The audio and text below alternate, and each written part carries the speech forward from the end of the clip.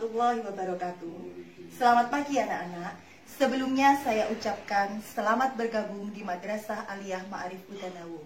Perkenalkan, saya Budina yang akan mengampu mata pelajaran kimia. Semoga anak-anakku dalam keadaan sehat dan bahagia selalu.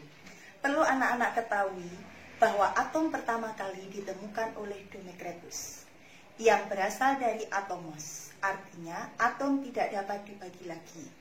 Akan tetapi, dalam penemuan Democritus tersebut tidak disertai dengan eksperimen. Oleh karena itu, nanti akan kita bahas tentang model atau teori atom. Yang pertama adalah teori atom Dalton. Yang kedua, teori atom Thomson. Yang ketiga, Rutherford.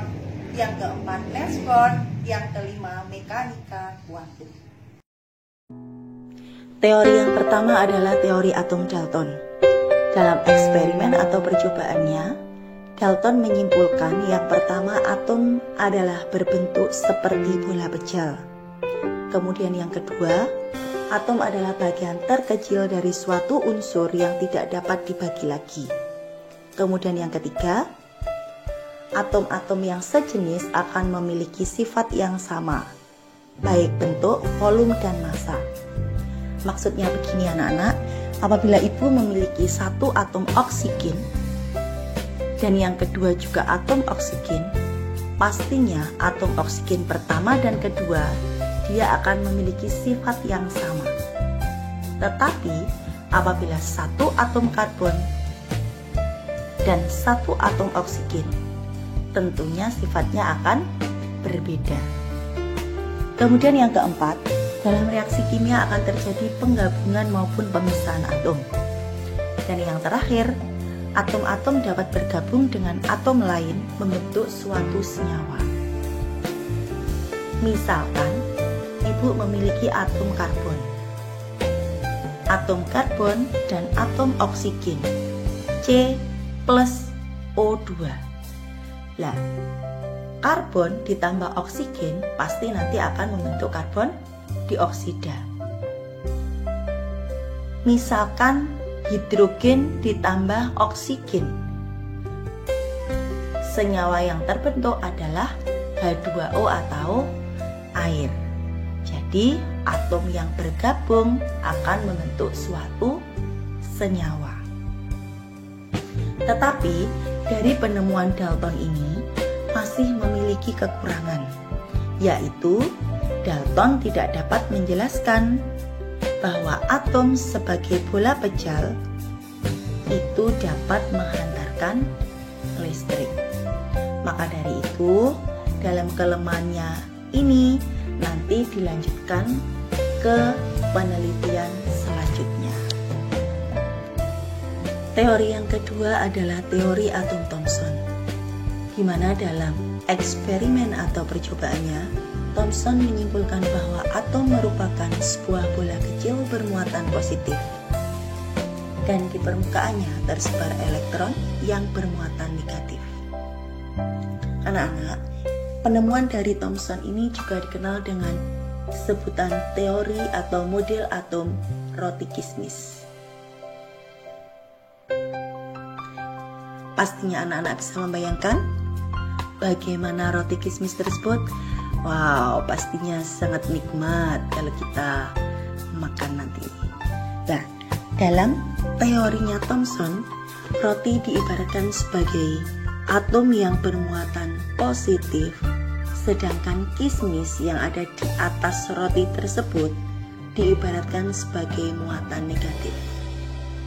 Untuk lebih jelas, bisa kita lihat bersama dalam ilustrasi roti kismis tersebut.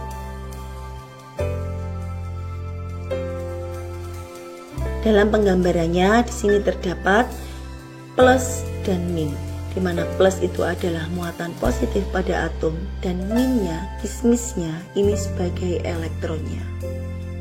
Tetapi anak-anak,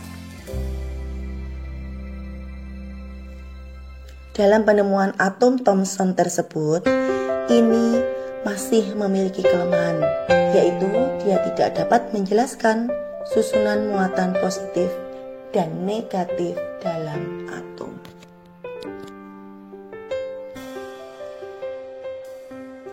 Teori yang ketiga adalah teori atom Rutherford.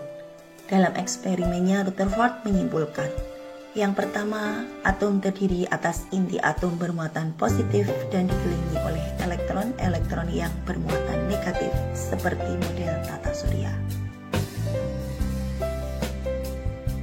Kemudian yang kedua, atom itu bersifat netral. Kenapa netral? Karena muatan positif sama dengan muatan negatif.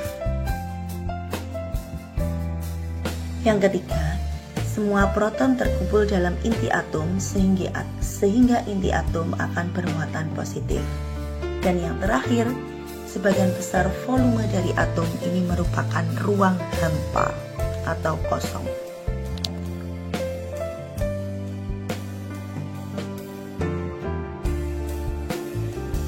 Tapi pada teori atom Rutherford, itu tidak dapat menjelaskan mengapa elektron tidak jatuh ke inti. Nah, oleh karena itu, dilanjutkan penemuan yang keempat dengan teori atom Niels Bohr. Apa saja yang ada dalam teori atom Niels Bohr? Yang pertama, atom terdiri dari inti yang bermuatan positif dan dikelilingi elektron yang bermuatan negatif. Jadi di sini Niels Bohr sudah bisa menjelaskan letak muatan positif dan negatif dari suatu atom.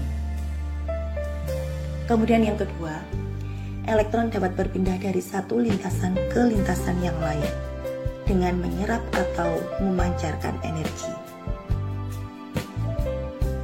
Karena ada yang menyerap atau memancarkan energi, maka energi elektron dalam atom tidak akan berkurang.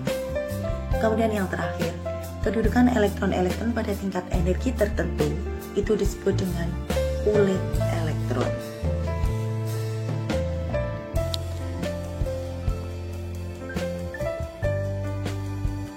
Adalah teori mekanika kuantum atau yang disebut dengan teori modern.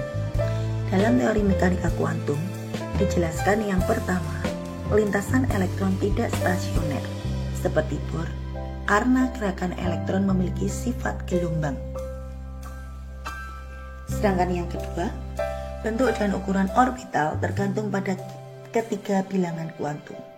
Untuk pembahasan lebih lanjut, pada teori mekanika kuantum nanti akan kita bahas pada pertemuan berikutnya. Jadi di sini anak-anak, tadi yang kita pelajari ada 5 teori atom. Yang pertama teori atom Dalton, teorinya Thomson, Rutherford, Niels Bohr, dan yang terakhir adalah mekanika kuantum. Setelah kita mempelajari tentang model atau teori atom, bab selanjutnya adalah partikel penyusun atom. Apa sajakah partikel penyusun atom tersebut? Atom terdiri atas inti atom dan elektron yang berada di luar inti atom. Lah, inti atom tersebut tersusun atas proton dan neutron. Seperti yang bisa kita lihat pada tabel, partikel elektron ditemukan oleh Thomson. Kemudian neutron itu ditemukan oleh Katschwitz dan proton oleh Goldstein. Masing-masing dari partikel atom tersebut akan memiliki muatan, di mana yang ada dalam inti itu terbagi atas proton dan neutron. Proton yaitu atom yang bermuatan positif, neutron atom yang bermuatan negatif, dan elektron yang ada di luar inti itu akan bermuatan negatif. Anak-anakku, setelah tadi kita mempelajari tentang partikel penyusun atom yang meliputi proton, elektron, dan neutron, sekarang kita belajar tentang penentuan nomor atom, nomor massa. Nah, dalam gambar di sini diibaratkan ada X, A, dan Z, di mana X ini merupakan lambang atom, A nomor massa, dan Z nomor atom. Sedangkan nilai dari Z atau nomor atom itu akan sama dengan nilainya proton dan elektron. Sedangkan untuk mencari neutron atau muatan netral pada atom, yaitu dengan A-Z nomor massa dikurangi dengan nomor atom. Misalkan ibu punya contoh, tentukan nama atom. A itu nomor massa, Z nomor atom, P proton, E elektron, dan neutron dari yang pertama atom berelium. Memiliki atas itu nomor massa, bawah nomor atom. Jadi cara membacanya, berelium dengan nomor massa 9 dan nomor atom 4. Begitu juga nanti untuk atom bromin atau Br. Ya. Bisa kita jawab, nama atomnya Be. Be itu berelium. Nah, anak-anakku nanti kalau belajar kimia harus memiliki yang namanya SPU, sistem periodik unsur. Jadi dalam tabel SPU di situ sudah ada nama-nama unsur ataupun letak golongan dari unsur tersebut. Nomor masanya 9, Z-nya 4, protonnya 4. Kenapa kok protonnya 4? Karena nilai proton sama juga dengan nilai atau nomor atom. Elektronnya juga sama 4.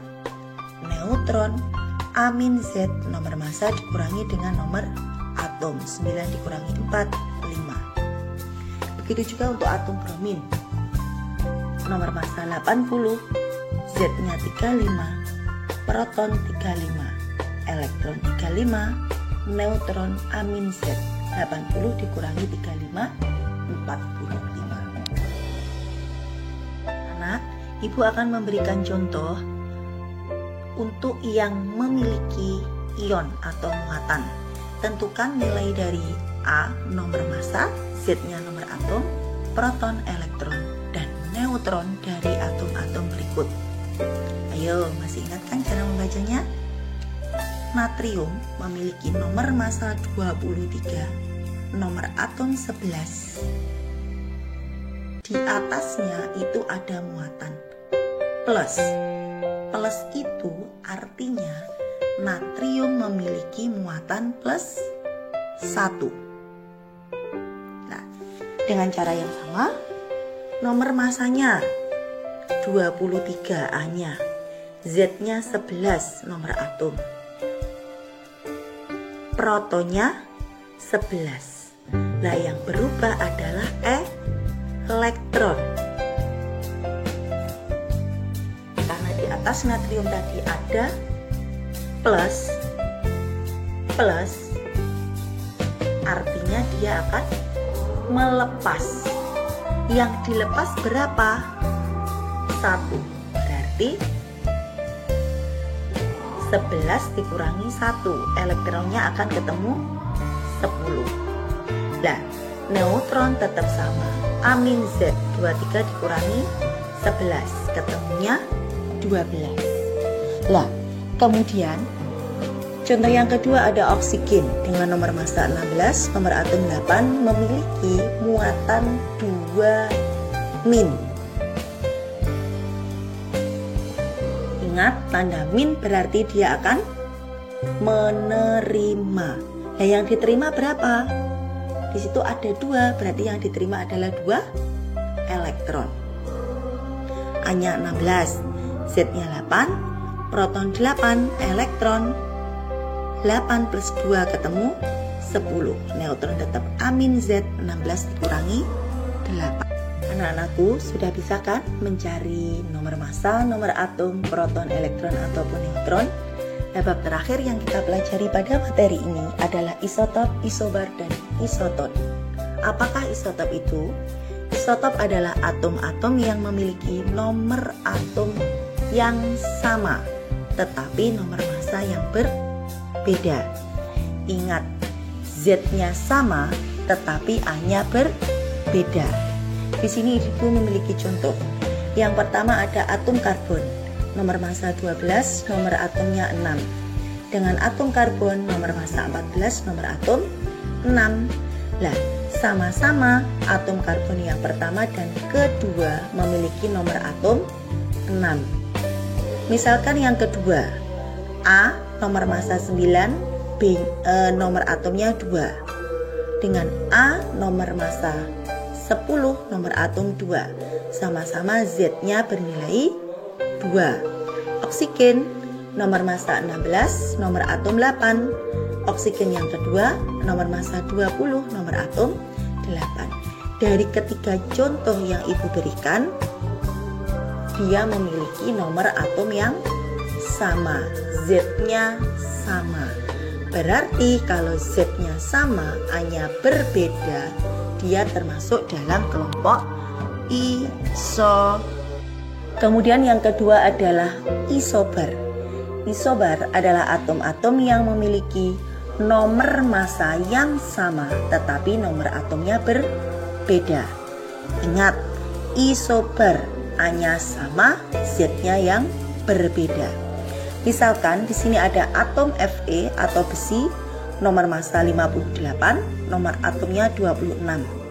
Dengan nikel atau Ni, nomor massa 58, nomor atom 27.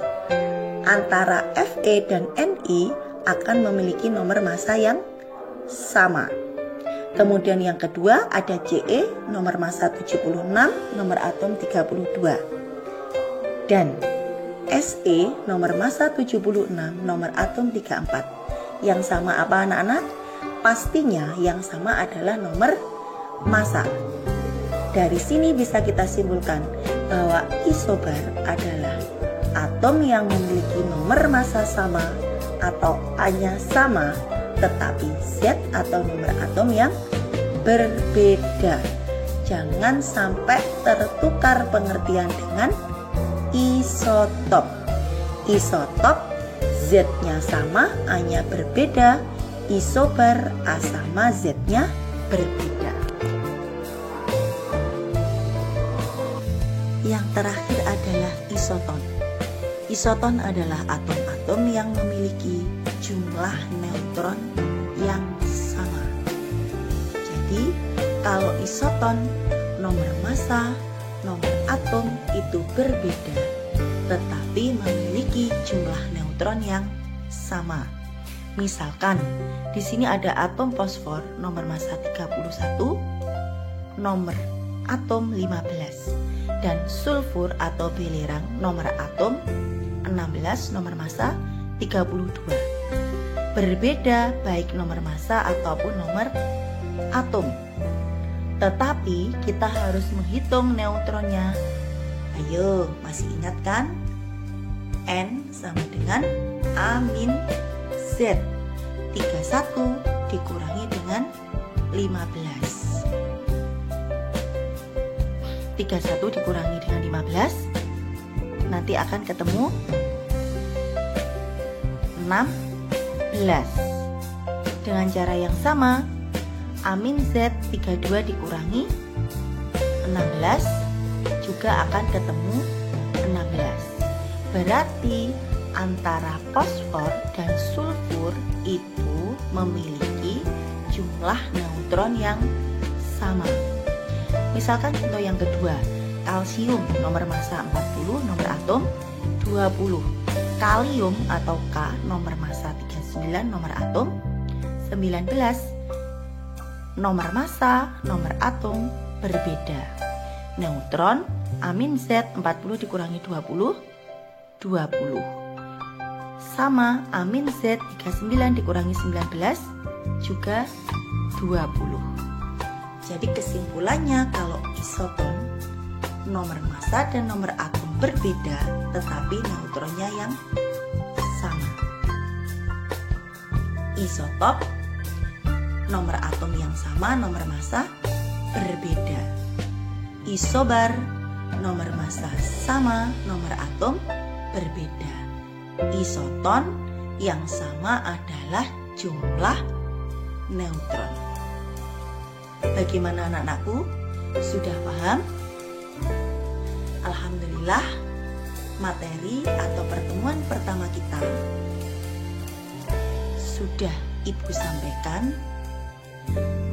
Ayo kita review. Tadi yang kita pelajari ada teori atom, partikel, penyusun atom, kemudian ada komposisi ion, nomor massa, nomor atom, kemudian yang terakhir isotop, isobar, dan isoton. Anak-anakku, meskipun kita belajarnya daring atau online, Ibu harap kalian tetap semangat, tetap rajin belajar untuk menggapai cita-cita kalian semua. Semoga keadaan yang seperti ini cepat berlalu. Kita semua selalu dalam lindungan Allah Subhanahu wa Ta'ala. Selalu semangat, tetap ceria bersama Kimia Ceria. Kimia itu mudah. Sekian dari Ibu. Assalamualaikum warahmatullahi wabarakatuh.